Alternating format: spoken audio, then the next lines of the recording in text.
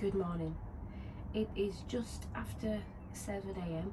on Sunday, and I thought I would take the opportunity to get up early and get a few gardening jobs done while everyone else is still indoors sleeping. This week's video is a bit of a gentle garden ramble, chatty, waffly kind of thing. So if you're into that, keep watching. If you're not, keep watching. Either way, I've got my morning coffee, got a few jobs I want to get done, but first I'm going to let you see what I got up to a couple of days ago in the garden.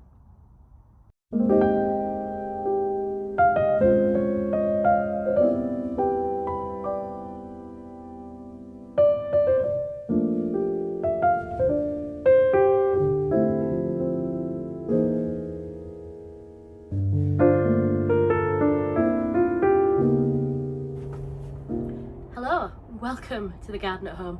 Excuse the sunglasses, it is so bright today, it's beautiful, but I can't look at the camera when it's really bright. My eyes get so watery, so excuse the sunglasses, but it is a lovely day. Look at me, I'm wearing a t-shirt. It is the 5th of March, the warmest day of the year so far. It's still quite cool here. I'd say it's not the warmest day for us yet. It will likely get warmer as it gets later. It is just after lunchtime at the moment. It's been foggy all morning, so I've been a bit slow in getting started today. I'm not quite sure what I'm going to do, but I'll find something. But before I find something to do, I wanted to catch you up on a few of the things that I've been doing. I have been repotting some things. This is my blackcurrant sage. This is the one that I bought for my wheelbarrow of herbs and then realised it gets to 1.5 meters, so it's too big. But that has given me an idea.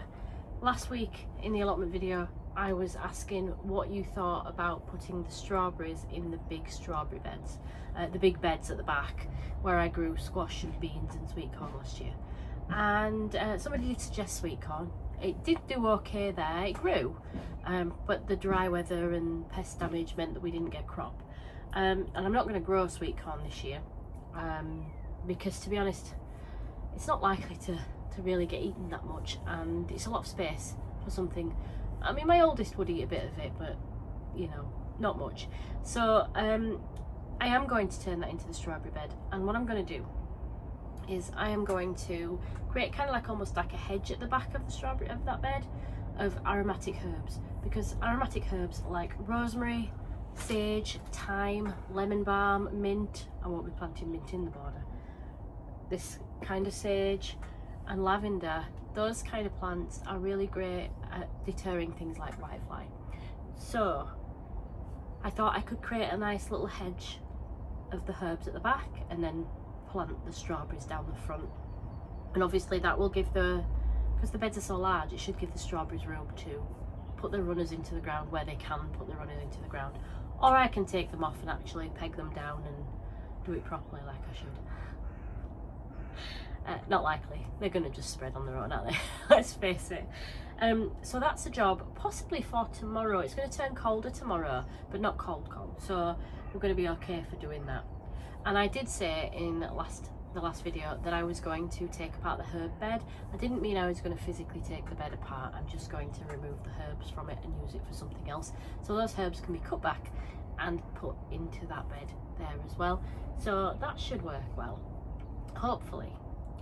So I've also decided where the rhubarb's going to go, and actually I did, because it's a bare root rhubarb that I've got. It's called Valentine, and it was looking a bit ropey, I'll be honest with you, and one of the leaves snapped off. So I've just potted it up just for now to give it a bit of moisture, and that should be fine. Obviously we won't be able to harvest this for a while yet. So that's the plan so far. Now I have also been potting some things up. I've just seen, you know, when I got this out of its nursery pot, it was absolutely covered inside with slug or snail eggs, and I've just noticed, this is my hardy geranium that I showed you last week. I don't know if you can see on there, it's absolutely covered in slug eggs. They've done that recently because they weren't there the other day, so I will have to remove those. Let me just check the other ones.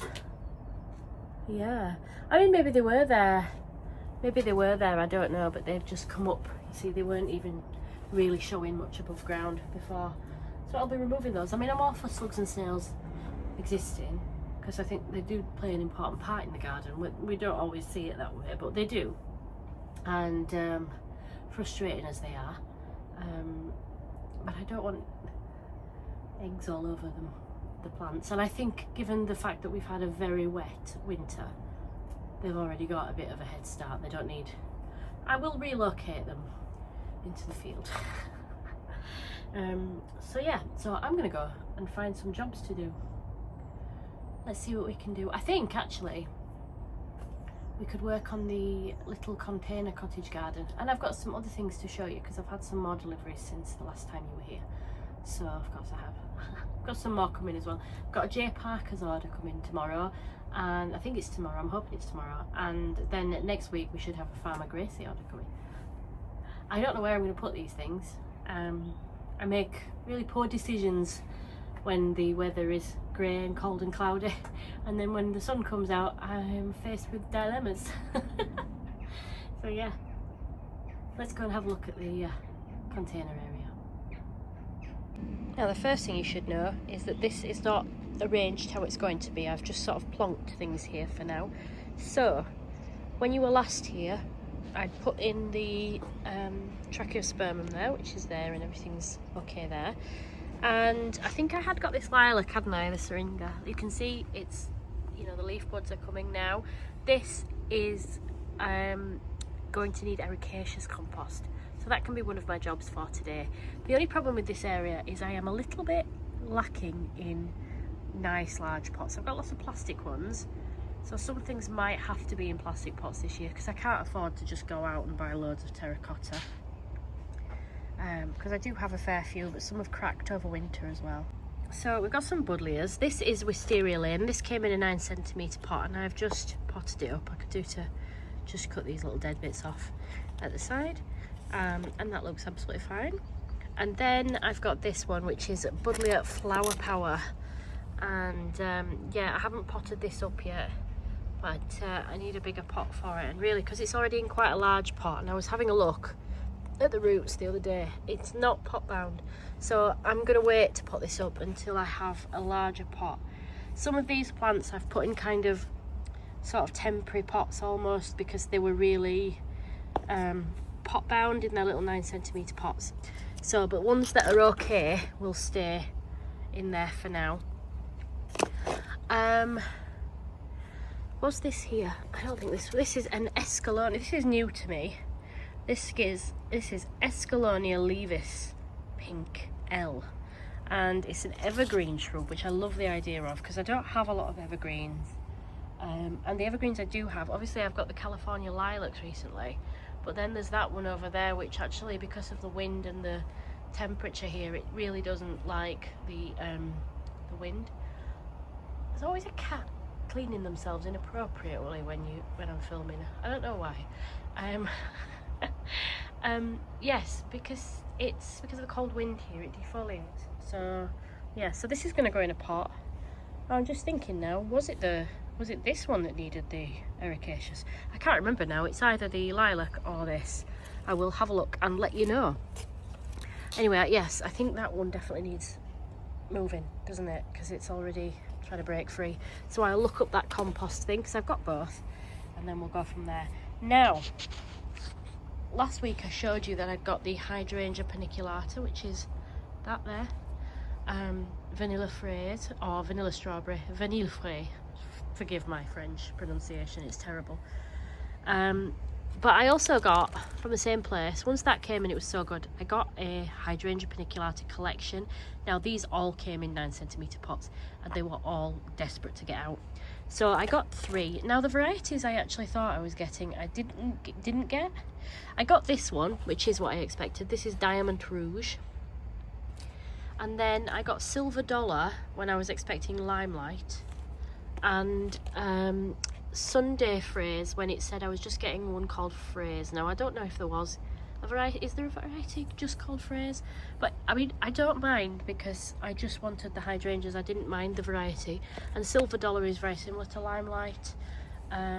So unless it's an alternative name, but when I've googled both, they both come up. But yeah, so we've actually, this one didn't have any signs of life, but it's actually got some little green leaf buds emerging. This one's not really showing anything yet, but you know, it will.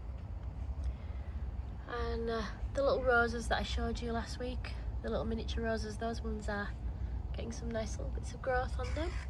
And yeah, so yes, it's all coming, and you know, it's gonna carry on. And once these are in leaf, they're gonna look nice even before they flower, aren't they? Let's face it. All right, the sun has properly come out now. It's only 5 minutes since I told you that it was not very warm, but actually it's lovely now. Oh, and I dug out the geranium from here. Obviously I put the hardy geranium in, which my youngest then walked all over. So that's the Roseanne in there. But this, I also potted up then the summer skies, which, isn't it looking beautiful? Obviously that's not doing anything yet, and it probably won't stay in this pot either, but we'll see. It will be all right in there because it's got plenty of room, but also hardy geraniums don't mind a little bit of root restriction. So yes, also got some signs of life on this Acer. Can we zoom and see? Yeah. Got my washing on the line as well. Taking Peppa Pig for a spin. So it's the Escallonia that needs acidic soil. So it's in this pot. This is the last of my large terracotta pots. These are just like £10 from B&Q. I think there might be a little bit more than that now. I bought quite a few years ago, but they're all in use. I do have one more left, but I've realised it's cracked, so I'm not going to use that. So yeah, it looks nice in there. And I do need another big pot for the lilac. I don't really want to. Let's have a look at the roots on it and see what it's like. Sun can't decide whether it's in or out. I can actually see when it goes in. Oh, we don't need that cane in there. Yes, it looks nice anyway, this plant. Let's just tease it out of its pot. Yeah, see, it's okay. You can see the roots, but it's not pot bound, so that'll be okay for a bit longer while I find a nice pot for it. Because with the really small ones that are in 9cm pots, I don't mind potting those up into temporary pots, but with the larger shrubs that are going to grow larger, I would like to get them in their sort of, at least the pots that they're going to be in at least for a year or maybe two. The hydrangeas are going to need better pots, because even though they are 9cm pots, and obviously I've potted them on into temporary pots, I do think a hydrangea is going to need, you don't ever really want to go from a tiny pot to a massive pot, but at the same time a hydrangea paniculata might put on quite a bit of growth in its first year. So I don't want to put them in, like, I've got quite a lot of the smaller terracotta pots that are more like this sort of size and capacity, more like 2 to 4 litre ones. But I don't really see the point in putting it into that one, because I wouldn't want it to stay in that one for very long. Does that make sense? I'm toying with the idea of cutting the grass as well. Normally Mark does that, and I don't know if he might be a bit miffed if I cut his lawn, but I'm tempted. We'll see. I'm also thinking that I might actually grow the California lilacs in pots this year with a view to planting them in the garden next year, because there's not a lot of space in the front garden and I've ordered a lot of herbaceous plants, and because last year was so dry, there are plants that I'd really like to see do well this year. I don't know what the weather's going to be like in spring and summer this year, so we really don't know if it's going to be a good year for it or not. So I'd like to give them potentially a good year. Also, because I'm going to be mulching the front garden, I'm going to mulch it with a lot of well rotted manure, because there's a lot of roses in there, and then I'm thinking of putting landscape bark over just to make sure the moisture stays in. So I've mentioned this before, but there are a couple of beech trees on the street. There's a regular beech and a copper beech. A copper beech is right outside my house, and the canopy of it hangs right over my front garden, and it doesn't block the light, but it does block the rain from falling on that end bit of border. And also I think the roots probably go under there as well. So that bit's quite dry anyway. So I do think whatever we can do to keep what moisture is in there will be beneficial. And because we've had such wet weather, probably doing that quite soon and making sure that bit's planted up and ready to go might be a good idea before the weather warms up and things dry out again, if they do dry out again. Like I said, we don't know what weather we're going to get, do we? We don't know what the weather's going to be like this summer. But yeah, oh, I got one of the jasmines in the ground the other day as well. I've just planted it out here. It's looking really scrappy, but it's the wrong time to really cut it back, so I've trimmed some of the dead off, because there's no point keeping dead wood on there no matter what the time of year it is.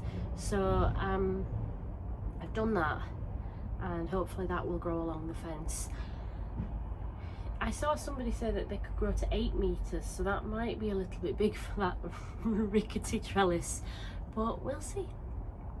We'll see.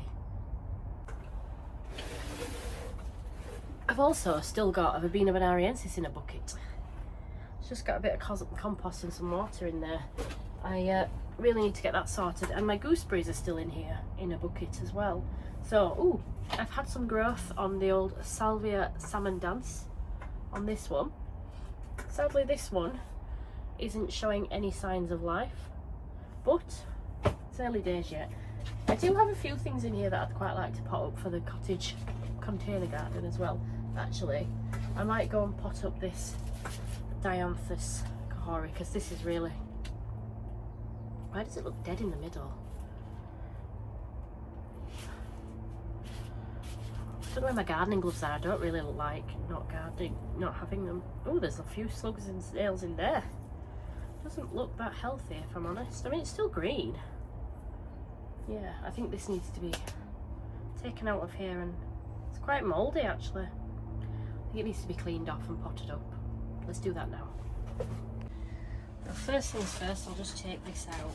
I'm going to just do this with it. Normally I'd be a bit more careful, but ooh, that is very, very slimy and grim looking. It's making me really wish I had gloves. Let me get my hori out.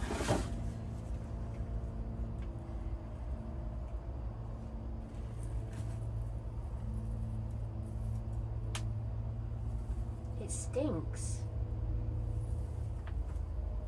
To be honest, absolutely stinks. Do you know what? I don't think I need one of these. Right, well, as I'd already sorted some compost out and a pot, we might as well carry on as I'd intended. So I'm not going to plant that plant up, it's gone in the compost. But this one is Salvia schneehugel, and this will work really well in a pot. And actually, I don't really have anything white for this little cottage container garden, so this will be really nice. And this pot is obviously quite a lot larger than the plant. Might want a bigger plant than this eventually, because it grows to 50 by 50 centimetres, which is 20 by 20 inch. Just move the plastic from under my feet so you don't have to listen to that nonsense. Right, so let's open it out. It's like I said, we've had a lot of slug eggs on things, so, but no, that's fine. And that's alright, but it's obviously very keen to get out of here, but it's not pot bound. Just pop that there. Pop those up there. Let's just get compost in the pot.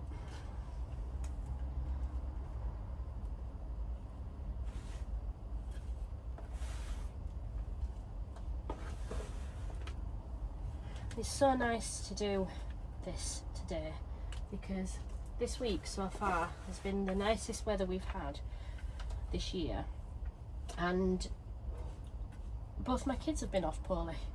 So Monday, Tuesday I had both of them off, and yesterday I had the youngest still off.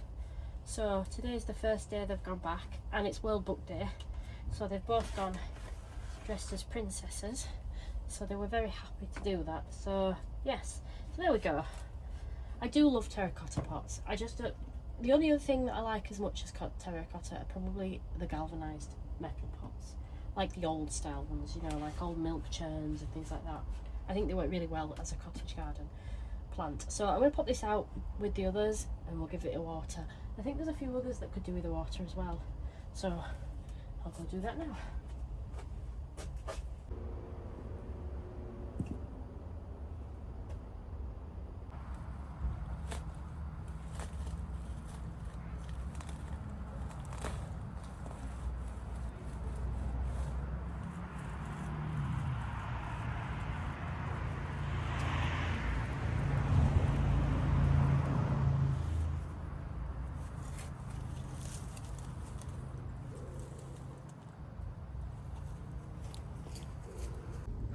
So this is a scabious. I'm not sure of the variety, I've had it a while, but it's really nice. I have only taken little bits off it, and actually some of the bits have broken off. But yes, it has broken quite a bit as I've been taking it out, because I've been trying to remove some of the soil from it. I'm just trying to get some of this grass out, but I'm not going to be able to get it all out. It's sort of intertwined with the plant itself, so, and I don't want to cause any excess damage to the plant.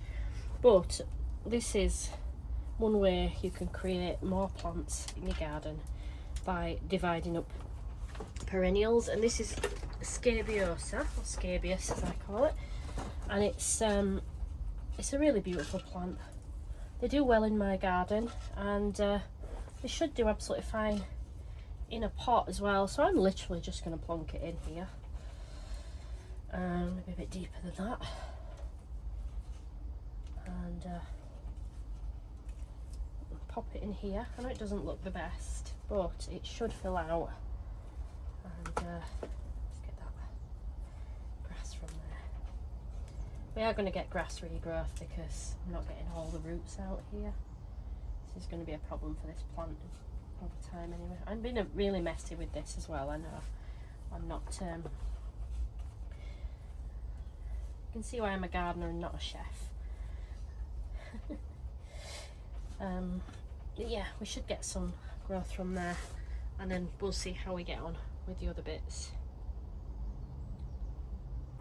Another job that I got done the other day was I got my roses in pots mulched. Actually, I still have one that's on the drive to do. I'll go do that now, with the well-rotted farmyard manure.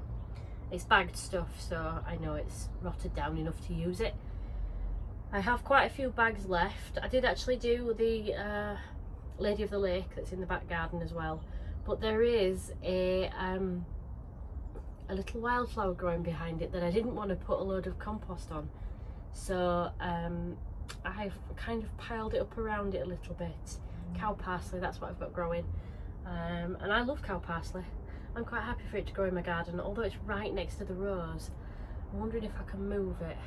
I need to look up whether cow parsley likes root disturbance, but given that it's such a prolific plant, maybe it's a tough one that can cope with it. But I don't think many people are digging it up and replanting it, so we'll see. And the little seedlings in the corner haven't shown me their true leaves yet, so I still don't know what they are. But yeah, cup of tea, I need to go wash my hands. I also dug this out of the ground the other day. This is the Lictrum deliveries. I've had this in the ground in the border for a couple of years now, and it gets eaten by slugs as soon as it comes up, and it never ever does particularly well, and it is a beautiful plant. So I am giving it a chance at life again, by having it in here. Actually, it needs a little bit more compost. I think there's some roots showing there. Yeah, that'll do. And hopefully that will maybe grow in a pot, or I'll move it to the front garden somewhere. I tend to get less slug damage in the front garden. In the back garden, I think because we've got the sleeper beds and the brick wall, there's lots of little nooks and crannies for them to hide. And this border at the back here faces north, so it's not as sunny. So yeah, I think that's why they like it so much, isn't it? I've also decided that I am going to put the Verbena bonariensis in one of these big pots for now, just so that it doesn't die, because I love Verbena bonariensis, and I think I bought this from a nursery last year. It's a great self-seeder, but it doesn't self-seed particularly freely in my garden, so I do go around my family asking if they've got any little seedlings I need to dig up. Give them to me. I do steal as many plants as I can. It's a family trait. My dad does the same thing. I have a salvia that came from a fancy garden as a cutting. Don't tell him I told you. So I have decided that the Verbena bonariensis that's been sat in a bucket for a couple of days is going to go into one of these large pots, and then I will have to find somewhere for it or a nicer pot. I don't really want much in the way of plastic in my little cottage garden area. I'm not a fan of plastic in general, but obviously it's everywhere. It's very hard to avoid, but I'd rather it not be part of my sort of more permanent planting. You know, I prefer to use plastic pots as a temporary measure to get things going, but we use what we've got, and it's more important to keep a plant alive. And I already have these. I do look after my pots as well, my plastic, so that they'll last as long as possible. So just pop that in there. So I dug this out, if you remember, to put the Salvia amistad in the back corner. I run out of compost. I'll go get some. Doesn't that look beautiful? No, but it will. It will. So back to the present, or still the past from your perspective. I have got some new snazzy little strawberry gardening gloves. Left my other ones at the allotment, and I was in B&M the other day. Didn't spend much, didn't buy a plant.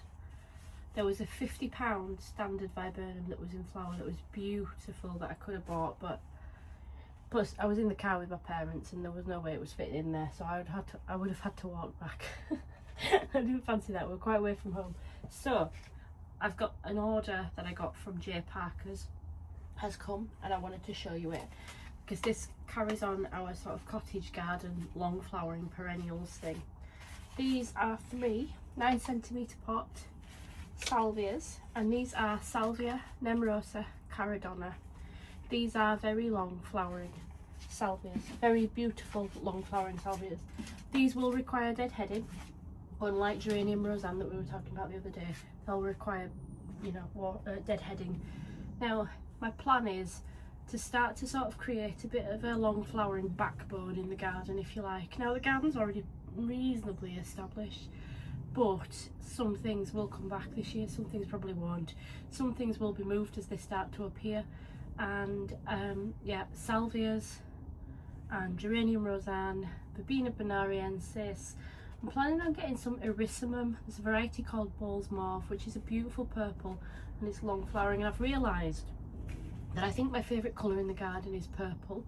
Not because of the purple itself, and when I talk about purple I mean sort of blues and purples from your sort of, you know, things like geranium roseanne and delphinium type blues and things like that. The reason for that, I think, is just because everything looks good with that colour. And I'll put some photos in of previous years in the garden where I used to have a lot of aubrietia growing in the back garden here. It did okay. It never grew to the size that some people's does. It did okay, but it always looked beautiful, particularly with the Alyssum saxatile, which is a beautiful yellow perennial Alyssum. It's quite a short-lived one, but it's always lived about 3 or 4 years before it looks really scrappy and I replace it. But that looks beautiful with it, and the Geum Coral Tempest does as well. And then you've got things like pale pinks and stronger pinks all look great with it. And then my favourite colour combination is probably peaches and apricots with purpley blues. I absolutely love that combination. And then your whites and reds and things like that. And speaking of reds, I've got some bare roots here that I want to show you as well. So these are bare roots. This is Geum Scarlet Tempest. So I've got 2 Coral Tempests. These are Scarlet Tempests.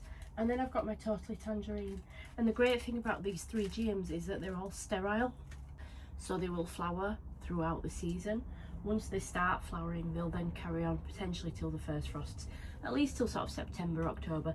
Sometimes they can run out of steam, maybe if they're young.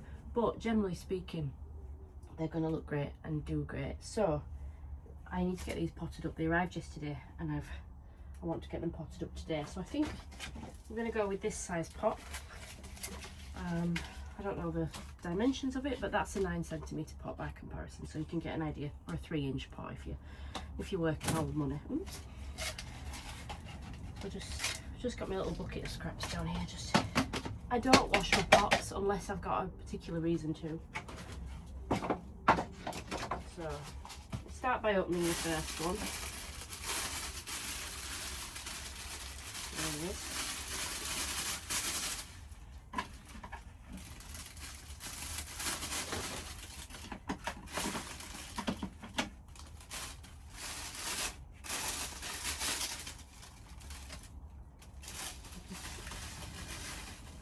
There you go.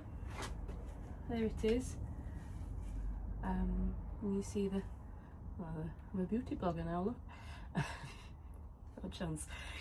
Yes, the shoot's coming up there, so I'm just going to put a good amount in the bottom. These are really small, but GMs are not, you know, these will grow to sizable plants.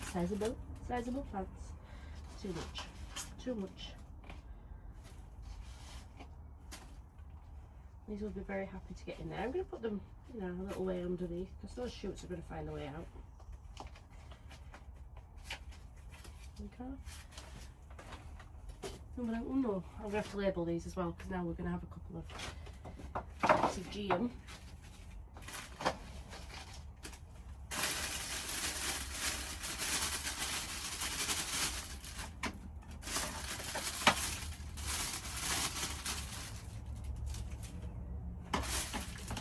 So I had to get up early because we've got just a busy day, and we've had well, Mark's got a busy day, I haven't, but that means I'm with the kids, so it means I can't really get out into the garden. If you are new to the channel, I am a stay-at-home mum, but I'm a parent carer for our youngest who's autistic, and at the moment being out in the garden with her is quite difficult because she has an eating disorder called pica. I don't know if any of you have heard of it, and it basically means that she eats inedible things, and because she's non-verbal and generally has a speech delay, although she is starting to speak now. It's amazing, she is doing so well, but she still, you know, has her struggles, or significant struggles. So she eats inedible things, and that mainly is the walls in the house, plaster, and she started doing it outside with the mortar between the brickwork. But she will eat the compost, and she will eat worms and spiders and things as well. Not big on actual food though, not big on actual food at all. So it can be, so I like being outside in the garden with her, but I can't do a job while she's outside, you know, I have to give her my full attention. So yeah. So that one's got a few broken stems on it, but they will regrow, they'll be fine. There you go. Now I've never had this variety, just like I've never had the totally tangerine, but it's I do have some others. I think I've mentioned this before. I used to have pink petticoats. I don't think any of those seem to be coming back. I think I might have taken a few out and given them away last year as well from memory, because they're nice, and I didn't love them. They weren't amazing. So yeah, so for now I'm going to put the totally tangerine, remember future me, totally tangerine on the bottom shelf. No, Scarlet Tempest on the bottom shelf, totally tangerine on the top. There we go. Right, okay, so yes, the salvias will be fine for now. I was having a little look in the root system yesterday, and they're definitely keen to get in the ground. I'm not sure whether to pot them on because I got some this size last year, different brand and everything, but I got some and they did okay, but they didn't get very big, and I don't know if maybe I should give them a bit of a head start with it being early in the season and just put them in a pot them up for a couple of weeks at least. I'm not sure, we'll see, we'll have a think about it. So another job that I want to do now, I'm just going to go into the front garden. It's a little bit difficult to film at times, but we'll go have a look. Because I have got some big stone planters that were here at this house when we moved here, and I think they were probably made by the gentleman that lived here before. They definitely look sort of like homemade cement planters, and I have Erigeron carving scariness or Mexican flea bane in them, and the last couple of years it's just grown and I haven't actually ever cut it back. So last year it looked a bit scrappy, so I want to give it a little bit of a help and get it cut back, and probably a bit later on today I'll do a bit of a mulch on it, but for now let's go cut it back.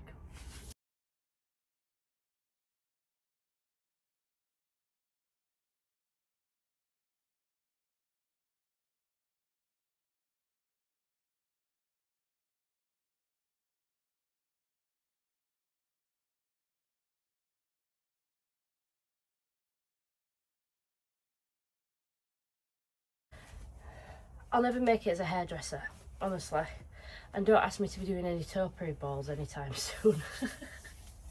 But they'll be a bit happier now and the light will be able to get to the new foliage, because that spot is north facing right by my house wall, and the Japanese anemones that are in front of it grow up really tall and block the light as well, but it always seems to manage to do okay. I like those pots to look nice. I feel quite sentimental that they came with the house, because when we got this house we completely stripped it and renovated it. It did need it, and so a lot of the character of these old houses is just kind of gone. We kept as much as we could, but you know, it was in a bit of a bad way. It was built in 1931, if you're curious. And the person that we bought it off had lived here a very, very long time. So yes, but it is like a little reminder of him and you know, the past of the house. I always think that about a house. I always think, gosh, you know, almost 100 years old, and how many families and who's lived here, and yeah, please don't come back and visit me anytime soon. But yes, the Erigeron just looks nice without me having to plant them up again every year, but I think they could do with a bit of a soil refresh, and only 2 of the pots still have 2 plants in, so I'll need to replace a couple, but that's fine because I've got a seed pack and I had planned on sowing and growing some anyway. I will probably just direct sow into that pot, maybe put a few seeds in there. It does have a tendency to sow itself really well. I'm surprised it hasn't, but obviously if it's not been overly happy, and the soil level has dropped quite a bit as well, so we'll stick some new compost in there and they should be happy this year. That is a plant that I do want to grow quite a lot of this year. I want some at the allotment. I said last year I wanted it in the cracks where the weeds grow, to try and suppress the weeds. I've got cracks in my tarmac drive down the side of it that I'd like to have some in. I've got a really lovely sedum that's been here. It was here when we got the house again, and that's growing in the cracks in the paving and in the tarmac. And you know, I've got some what is it now, oh god, why can't I think of the name? There's so many plants in my garden that start with an A. The Aquilegia. Aquilegia, Granny's bonnet, columbine, whatever you call it. I've got some growing up there now, and I get some little Welsh poppies growing up there. I'd like to get some California poppies started in the garden as well, just get some seeds scattered here and there and just see what comes up, because once they start coming up and they self-seed, I'll never get rid of them, which is what I want really. So yeah. Now I also have some penstemons coming from J Parker's, but they're plug plants and I think they're going to come a little bit later. One of my favourite penstemons. I've got one in the garden, a large one, that has been a bit neglected the last couple of years. It needs a really good cut back this year for it to thrive, and it's called penstemon Pensium plum jercum, and it is a beautiful, I love the contrast of the bright green foliage and the deep plum. I'll put photos and videos of all these because these are all ones that I've had in the garden for a while now. Absolutely lovely. And I've got some plugs. I've got some for my mum and some for me, because they are just a lovely plant. So we've been thinking about long flowering perennials a lot, and there's still a few that I would like to get to put in the garden. I'm thinking of adding to my Astrantia collection, because I have 3 Astrantias and they're Astrantia Florens, and I have those because my youngest name's Florence. But I'll be honest with you, it's not the pretty, it's pretty, but it's very delicate pale pink, and it's lovely, but it looks nice amongst other things rather than as a standalone plant. So I'm thinking of getting some more Astrantias and just sort of putting them in that area, because they've been doing really well, but they're quite small plants. They're not some of the bigger Astrantias, and now I know they do well in that little corner. and you think I need to, they've been in 3 years now, so they'll be at the maximum size they're going to get to. So yeah, we'll get some more for around them, and I think it'll look nicer in and amongst other things and not just as a standalone plant, because they're in a corner where things struggle a little bit. And last year we had our caravan in storage, and this year it's on the driveway, so it's it blocks a lot of the light because it's a north facing garden. It takes a lot of the light from the east in the morning. It takes it all really until the sun comes up and over. So yeah, that spot does sometimes struggle, so I'll think about that again. And yes, I'm hoping for a week of nice weather and a full week of my children at school. We've had more polliness again this weekend, so I don't know. So anyway, I'm gonna go now because my coffee's gone cold. I need to wake Mark up, because if he thinks he's having a sleep in on a Sunday morning when I've got things for him to do, there's another thing coming. No, I'm just kidding, but I will be back soon. So thank you so much for watching. Don't forget to hit that subscribe button if you're not already subscribed. Leave me a comment, like, use the hype function if you like. I still don't know what it does, but some of you did use it last week, so thank you very much for that. It really helps the channel, and it helps me to reach other people who might be interested in a little bit of waffle and some pottering about in the garden and on the plot. So thank you for watching, and I'll see you soon. Bye for now.